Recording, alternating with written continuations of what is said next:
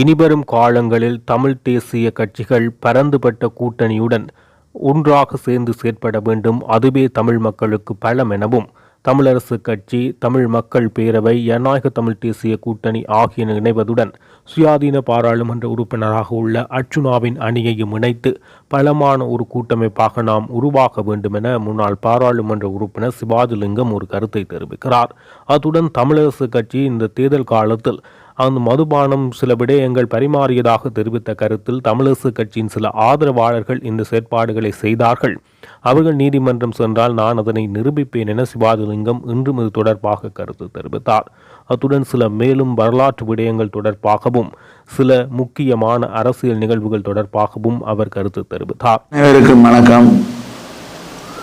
உள்ளூராட்சி தேர்தல்கள் முடிவடைந்து வரக்கூடிய 3 வாரங்கள் கடந்த நிலைமையிலும் இன்னமும் முழு சபைகளினுடைய பெயர் பட்டியல்கள் வர்த்தமானியில் வெளியிடப்படவில்லை.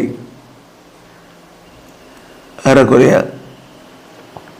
இன்னும் 2 தினங்களிலே அந்த போனஸ் ஆசனங்கள் உட்பட அத்தனை மாநகர சபைகள், நகர சபைகள், பிரதேச சபைகளுடைய உறுப்பினர்கள் பட்டியல் வெளியிடப்பட்டவுடன் ஜூன் மாதம் 2ஆம் தேதியிலிருந்து 4 ஆண்டுகளுக்கான பதவிக்காலம் ஆரம்பிக்கும். இதனைப் போல 50% மேற்பட்ட ஆசனங்களை பெற்றுக்கொண்ட கட்சிகள் தங்களுடைய தவிசாளர், உபதவிசாளர்களை கட்சியினுடைய பொதுச் செயலாளர் அனுப்பினால் அது பிரசுரமாக இருக்கக்கூடிய சூழ்நிலையிலே ஏனைய தேர்தல்கள் எல்லாம் வடக்கிலே ஏறக்குறைய 31 சபைகளுக்கும் மாகாண உள்ளூராட்சி நேரடியாக சென்றுதான் தேர்தல் நடத்த வேண்டும். அந்த வகையிலே ஏறக்குறைய 3 வாரங்கள், 1 மாதம் முழு தேர்தல் நடந்து முடிய எடுக்கும். வடக்கு மாநிலத்தில் இருக்கக்கூடிய 5 மாவட்டங்களிலும், யாழ்ப்பாண மாவட்டத்தில் யாழ்ப்பாண மாநகர சபையில் தொடங்கி ஏனைய நகர சபைகள் பல்வெட்டித்துறை, பருத்தித்துறை, சாவச்சேரி நகர சபை தேர்தல்கள் முடிவு தொடர்ந்து பிரதேச சபைகள் நடத்தப்படும். இவ்வாறு தான் இந்த அட்டவணை அமையும். இந்த சூழ்நிலையின் பின்னணியிலே தான் உள்ளூராட்சி தேர்தல் சட்டங்களிலே காலத்துக்கு காலம் மாற்றம் வந்திருக்கிறது. இதே போல் மாநகர சபைகள், நகர சபைகள், பட்டின சபைகள், கிராம சபைகள் என்று ஒரு முறை நீண்ட காலமாக இருந்து வந்தது. இலங்கையினுடைய சுதந்திரத்துக்கு பின்னரும் கூட பட்டின சபைகள் டவுன் கவுன்சில் என்று அழைப்பார்கள், கிராம சபைகள் வில்லேஜ் கவுன்சில் என்று, நகர சபைகள் ஏர்பன் கவுன்சில், மாநகர சபைகள் முனிசிபாலிட்டி என்று அழைக்கப்பட்ட நிலைமை மாறி 1987ஆம் ஆண்டிலே தான் முன்னாள் ஜனாதிபதி அமரர் பிரேமதாசா பிரதமராக இருந்த பொழுது பிரதேச சபைகள் சட்டத்தை கொண்டு வந்தார்கள். பட்டின சபைகள், கிராம சபைகள் ஒழிக்கப்பட்டு அந்த பிரதேச செயல் ரீதியாக பிரதேச சபைகள் அமைக்கப்பட்டன. இந்த பின்னணியிலே தான் 1979ஆம் ஆண்டிலே இந்த சட்டங்கள் வருவதற்கு முன் மாநகர சபைகள், நகர சபைகளுக்கான தேர்தல் நடத்தப்பட்ட பொழுது வடக்கு கிழக்கில் நடத்தப்பட்டது. அப்பொழுது தமிழர் விடுதலை கூட்டணி போட்டியிட்டு மிகப்பெரிய வெற்றியை பெற்றது. குறிப்பாக பல்வெட்டித்துறை நகர சபையிலே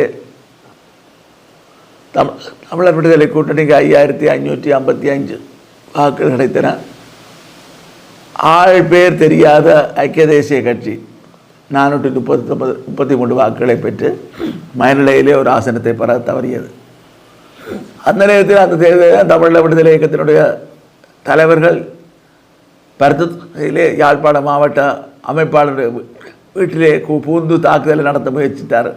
இவ்வாறு பல்வேறு சம்பவங்களுக்கு பின்னரும் மக்கள் இப்பொழுதை போல இந்த திசை கைகாட்டுவது போல அப்பொழுதும் காட்டிக்கொண்டு தான் இருந்தார்கள். இது வேதனைக்குரிய விடயம்.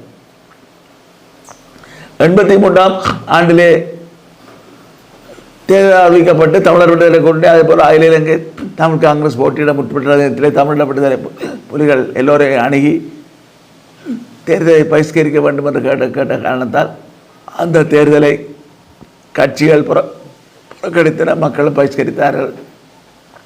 சபைகள் இயங்கவில்லை. 87க்கு பின்னர் போர் காரணமாக வடக்கு கிழக்கிலே பிரதேச சபைகள், மாநகர சபைகள், நகர சபைகள், பிரதேச சபைகள் இயங்கவில்லை. 94ஆம் ஆண்டிலே கிழக்கு மாகாணத்திலே பிரதேச சபை தேர்தல்களை திருமதி சந்திரிகா பண்டாரநாயக்க குமாரதுங்க அவர்கள் அதே போல வவுனியா நகர சபைக்கு நடத்த முற்பட்டார். அந்த நேரத்திலே கூட தமிழர் விடுதலை கூட்டணி வழியிலே வரவில்லை. நாங்கள் அங்கே நேரத்திலே சார்ந்திருந்த தமிழீழ விடுதலை இயக்கம் டெலோ போட்டியிட்டு திருவண்ணாமலை நகரசபை, மட்டக்களப்பு மாநகர சபை உட்பட பல பிரதேச சபைகளை கிழக்கு மாகாணத்திலே கைப்பற்றியிருந்தோம். அதில் குறிப்பாக அன்றைய தினம் திருவண்ணாமலையில் வைத்து அன்றைய தெலுவின் தலைவராக இருந்த திரு கோன் சாப்பருடன் நானும் கைது செய்யப்பட்டு 2 மணி நேரம் போலீஸ் நிலையத்தில் தடுத்து வைக்கப்பட்டிருந்தோம். பின்னர் நான் ஆணையாளருடன் தொடர்பு கொண்ட பின்னர் நாங்கள் விடுவிக்கப்பட்டோம்.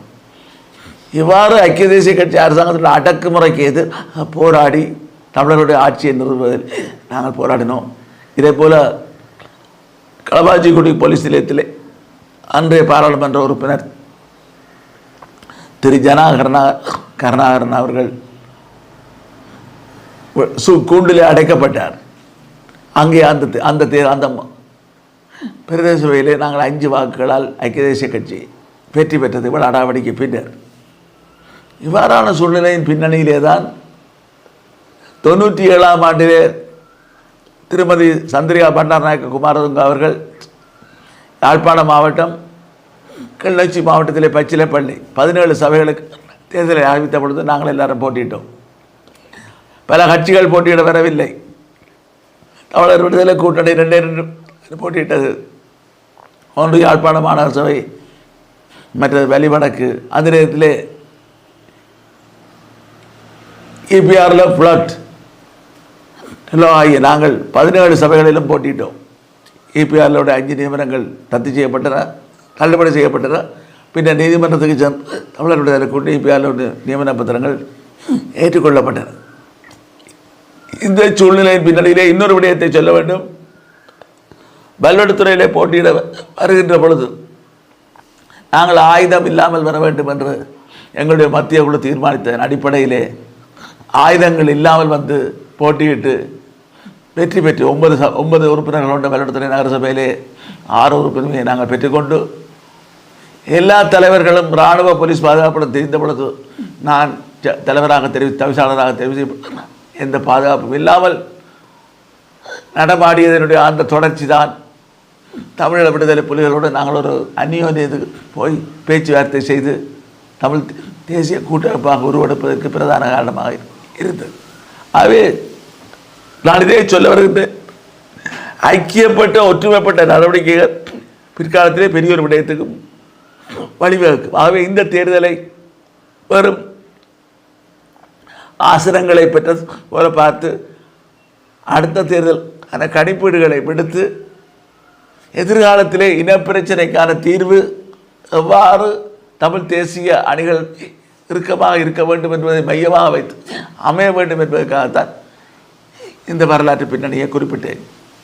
குறிப்பாக இலங்கை தமிழரசு கட்சி அறிவித்திருந்தது, எந்தெந்த கட்சி முதல் நிலை பெறுகின்றதோ அவர்களுக்கு மாநகர முதல்வர், நகரசபை, பிரதேச சபைகளுடைய தவிசாளர் பதவியை விட்டுக் கொடுக்க வேண்டும் என்று அவர்கள் கூறி, அந்த அடிப்படையிலே நாங்கள் சார்ந்திருக்கக்கூடிய தமிழ் தேசிய பேரவை, அகில இலங்கை தமிழ் காங்கிரஸ் சைக்கிள் சின்னத்திலே போட்டியிட்ட அணி, நாங்கள் அதை வரவேற்று அறிக்கை விடுத்திருந்தோம்.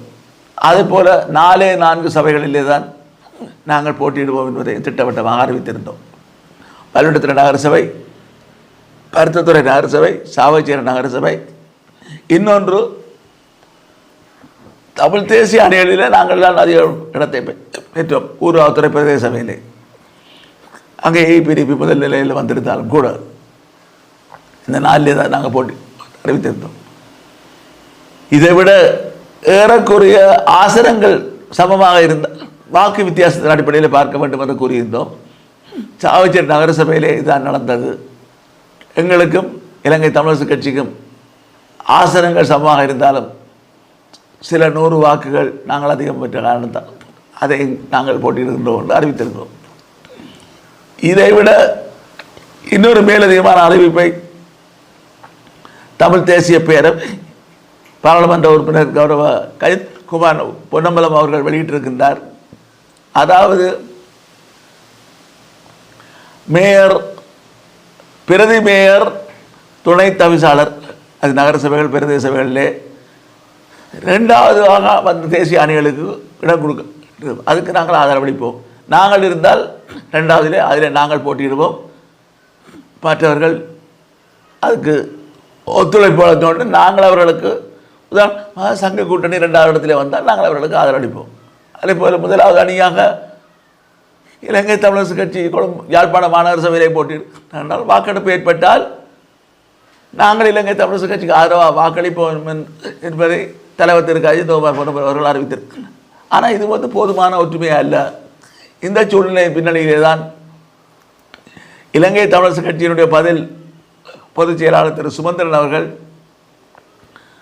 திரு கஜேந்திரகுமாரை தொடர்பு கொண்டு இந்த உள்ளூராட்சி மன்ற தேர்தலை பற்றி சந்திப்பதற்கு ஒரு நேரத்தை ஒதுக்கியிருக்கார்கள், நேரத்தை ஒதுக்கியிருக்கார்கள். வெள்ளிக்கிழமை பெரும்பாலும் அந்த சந்திப்பு நடைபெறும்.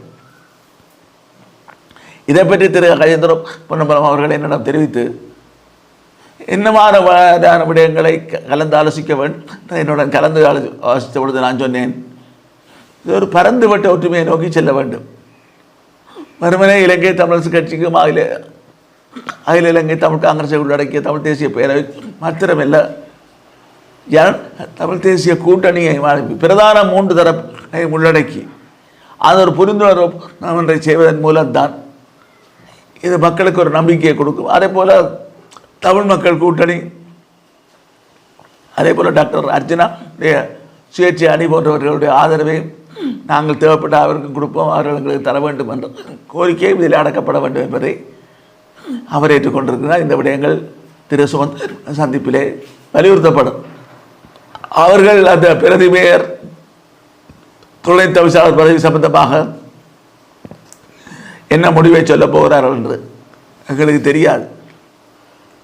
நாங்கள் பொதுமக்களிடம் கூறுகின்றோம் என்றால், நாங்கள் வெறுமனே பதவிகள் தெரிவிப்பட்டதன் பின்னர் சண்டை போடாமல் ஒரு கூட்டாட்சி போல தமிழ் தேசிய அணிகள் எல்லாம் சேர்த்து அந்த நிர்வாகங்களை நடத்தி செல்வதன் மூலம்தான் மக்களுக்கு ஒரு நம்பிக்கை ஏற்படுத்த முடியும். சிங்கள கட்சிகள், சிங்கள அரசு ஆதரவோடு இயங்கிய கட்சிகளை விடுத்து மற்றவர்கள் எல்லாரும் சேர்ந்து இயங்க வேண்டும். அதன் மூலம்தான் மக்களிடம் ஒரு நம்பிக்கையை கட்டி எழுப்பி எதிர்காலத்திலே ஒரு இனப்பிரச்சனை தீர்வை நோக்கி பயணிக்க முடியும் என்ற நம்பிக்கையில் இந்த கருத்துக்களை நான் கூற விரும்புகின்றேன்.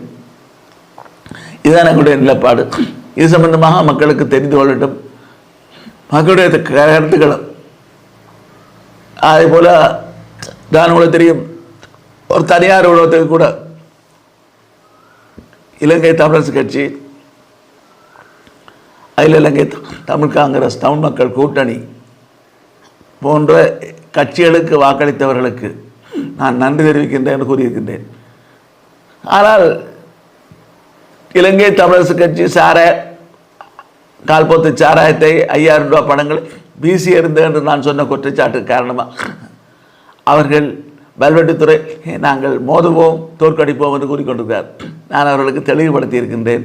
ஒரு சில ஆதரவாளர்கள் சொன்ன விடயத்தை கட்சி என்று நீங்கள் எடுத்துக்கொண்டால் அதுக்கு நான் மனவருத்தத்தை தெரிவிக்கிறேன். நானாக ஒரு சில ஆதரவாளர்கள் கொடுத்ததை நீங்கள் வழக்கு நீதிமன்றம் சென்றால் நான் நிரூபிக்க தயார். அந்த ஆதரவாளருடைய பேரை சொன்னால் தானே அவர் நீதிமன்றம் செல்ல முடியும். அவர்கள் அதை பேராசிரியர் ஒருவர் சொன்னார் எனக்கு, தம்பி இனிமேல் சிவாஜி இவ்வாறான குற்றச்சாட்டுகள் மக்களையும் நோக்கடிக்கும், ஆகவே நீங்கள் தேர்தல் ஆணைக்குழு போன்றவற்றில் முறைப்பாடுகளை செய்வது பகிரங்க வழியில் இதை பற்றி பேச வேண்டாம். நான் இந்த தமிழரசு கட்சி நண்பர்களுக்கு கூற ஒன்றை விரும்புகின்றேன். சாராயம் என்பது 60கள் 70களிலிருந்து இலங்கை தமிழரசு கட்சி போன்ற கட்சிகள், அகில இலங்கை தமிழ் காங்கிரஸ் போன்ற கட்சிகள் ஆதரவாளர்களால் விநியோகிக்கப்பட்டதை எவரும் மறக்க முடியாது. உதாரணமாக 1977ஆம் ஆண்டு மட்டுக்கோட்டை தீர்மானம், தமிழீழ தீர்மானம் தேர்தல் நடைபெற்ற பொழுது கூட உடுப்பட்டி தொகுதியிலே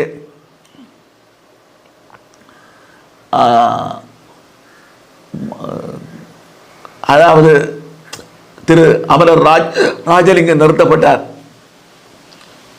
சமூக ரீதியாக பிற்படுத்தப்பட்டார் என்று சொல்ல சமூகத்திலே நிறுத்தப்பட்டு அவரை தோற்கடிப்பதற்கு பல முயற்சிகள் எடுக்கப்பட்ட பொழுது அந்த நேரத்தில் இளைஞர்களாக இருந்த நாங்கள் இரவு பூராகவும் தேர்தலுக்கு முதலாக கம்புகள் தடிகளுடன் சாராய போத்தல் தடை கொடுக்கதை தடுப்பதற்கு எடுத்த முயற்சியிலே வல்வெட்டித்துறை பகுதியிலே ஒரு மைதானத்திலே நாங்கள் இருந்த பொழுது வந்த காரை வழிமறைத்து அடித்து கண்ணாடி ஒன்றை உடைத்து சாராய போத்தலெல்லாம் கீழே போட்டு நொறுக்கிய வரலாறு இருக்கிறது.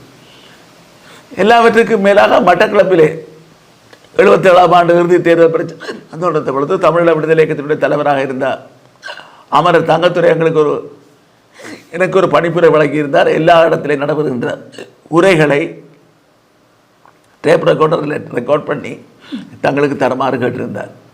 அதுக்கான ஏற்பாடுகளை செய்த நேரத்தில் தான் நான் அதை கேட்டுக்கொண்டிருந்த பொழுது தமிழர் விடுதலை கூட்டணி சிரேஷ்ட முதல்வராக இருந்த மட்டக்களப்பினுடைய முடிசூடா மன்னனாக இருந்த திரு ராஜதுரை அவர்கள் உரையாற்றிய இறுதி பொதுக்கூட்டத்திலே கூறுகின்றார், தமிழரசு கட்சி சார்பிலே ஒருவர் தான் நின்றார். திரு காசி ஆனந்தன் வீட்டு சின்னம் 70ஆம் ஆண்டிலே ஒரு தொகுதி என்ற இரட்டை அங்கத்தவ தொகுதி என்றபடியால் 2 பேரும் ஒரு சின்னத்திலே போட்டியிட முடியாது. உதயசூரியன் சின்னத்திலே திரு ராஜதுரை அவர்களும் திரு கவிஞர் காசி ஆனந்தன் அவர்கள் வீட்டு சின்னத்தில் போட்டியிட்டவர். அவருக்கு வேலை செய்கின்ற அம்பலவாணர் என்பவர் சாராய கடைகளை நடத்துகின்ற முதலாளி. சாராயம் பெருக்கெடுத்து ஓடுகிறது என்று குற்றச்சாட்டு பகிரங்கமாக தெரிவித்திருந்தார். நாங்கள் சொல்லவில்லை. நான் அப்பொழுது எனக்கு 77ஆம் ஆண்டிலே எனக்கு வாக்குரிமை கூட இருக்கவில்லை. அந்த வாக்காளர் பட்டியல் 75 தயாரிக்கப்பட்ட பொழுது எனக்கு 18 வயது ரம்பானத்தில் அந்த நேரத்தில் சொன்னதை இது போல பல சொல்ல முடியும். ஆகவே நீங்கள் யாருக்காவது கோடிக்கணக்கிலே போடுறாண்டா போடுங்கள், விடுங்கள், அதில் ஒரு பக்கம் இருக்கட்டும். ஆனால் பல புத்திஜீவிகள் பேராசிரியர் போன்றவர்கள் கூறுவது போல நீங்கள் கூட்டாட்சியை தமிழ் தேசிய அணிகள் சேர்ந்து செய்யுங்கள் என்று சொன்ன விடயத்தை நாங்கள் ஏற்றுக்கொண்டிருக்கிறோம். நாங்கள்லாம் பெரும்பான்மையை வந்துட்டு நாங்கள்லாம் ஆளுவோம் ஒன்றல்ல, அவர்களையும் அனைத்து சபைகளிலே செல்வதற்கு நாங்கள் தயாராக இருக்கின்றோம் என்ற செய்தியை கூறிக்கொண்டு இது பொதுமக்களுடைய கருத்துரையாடலுக்கு விடுகின்றோம். உங்களுடைய கருத்துக்களை இலங்கை தமிழரசு கட்சியினுடைய பொதுச் செயலாளர் திரு சுதந்திரன் அவர்களுக்கும் அதுபோல் தமிழ் தேசிய பேரவையினுடைய தலைவர் திரு கஜேந்திரகுமார் பொன்னம்பலம் அவர்களுக்கு நீங்கள் தெரிவியுங்கள். நாங்கள் எல்லோரும் சேர்ந்து கலந்துரையாடி ஒரு நல்ல முடிவை எடுப்போம் என்பதுதான் என்னுடைய தாழ்மையான கருத்து.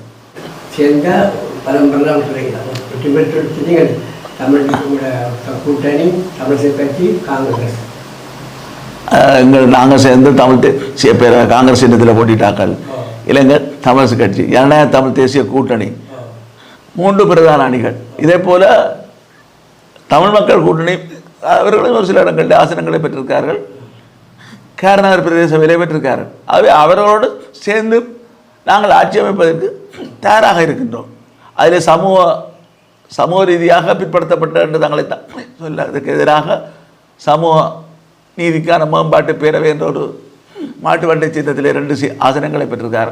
அவர்கள் 2, அதே போல் தமிழ் மக்கள் கூட்டணியிலே 2, மான் சின்னத்திலே 2, எங்களுடைய சைக்கிள் சின்னத்திலே 2, 6 பேர் சேர்ந்தால் 11 பேர் கொண்ட சபையிலே நாங்கள் அமைக்க முடியும். தமிழரசு கட்சி கொண்டு 6 7, ஐக்கிய தேசிய கட்சிக்கு 2, திசகாட்டிக்கு 2, ஜேபிக்கு 2, சிங்கள பேரினவாத கட்சி எங்களுக்கு பேச்சுக்கே இடமில்லை.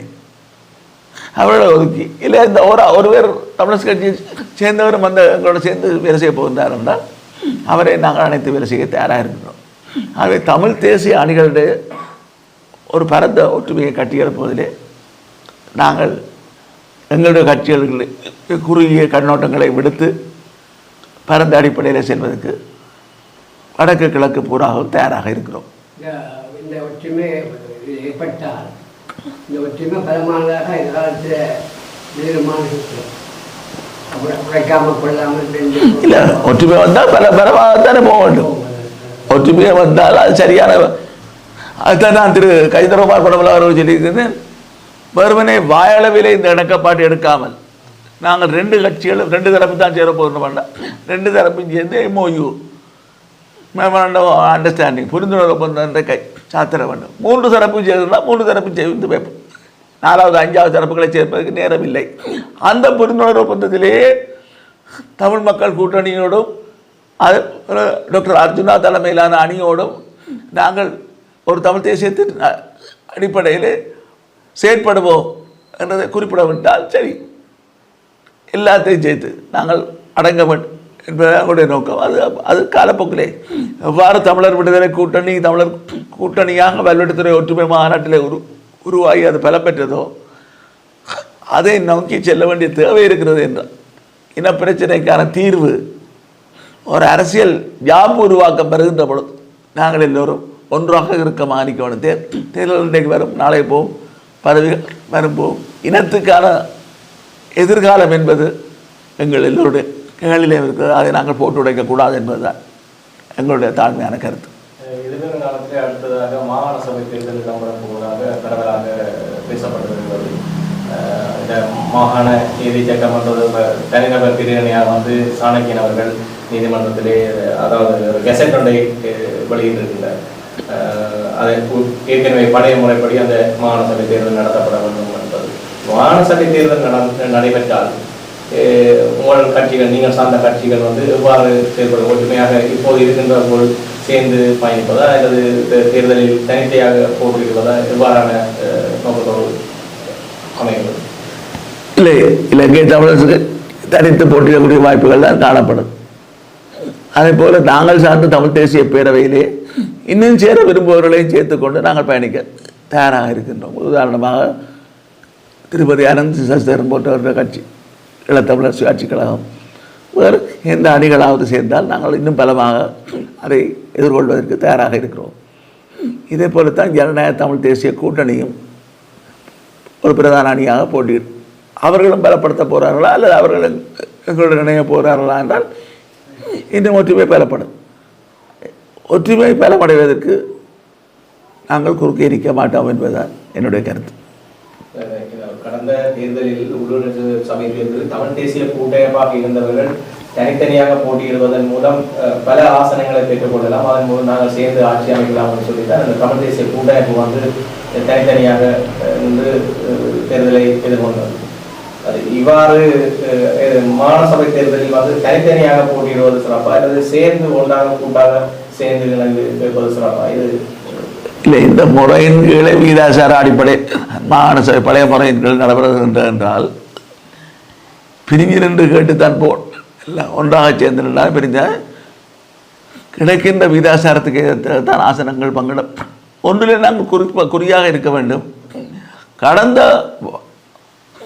2013ஆம் ஆண்டு நடைபெற்ற மாகாண சபை தேர்தலில் வடக்கு மாகாண சபைக்கான தேர்தல் 1,35,000 வாக்குகளை முதலமைச்சர் வேட்பாளராக போட்டியிட்டவருக்கு அள்ளி வழங்கி 36 பேர் கொண்ட சபையிலே 30 உறுப்பினர்களை தமிழ் தேசிய கூட்டமைப்பு கைப்பற்றியது. ஆனால் இந்த தேர்தலில் அவ்வாறு வரக்கூடிய வாய்ப்புகள் குறைவு. இன்றைக்கு பலம் பொருந்தியனாக அரசாங்க ஆதரவு கட்சி இன்றைக்கு விஸ்வரூபம் எடுத்து நிற்கிறது. அவர்களும் சந்திப்பார்கள். இந்த பின்னணியிலே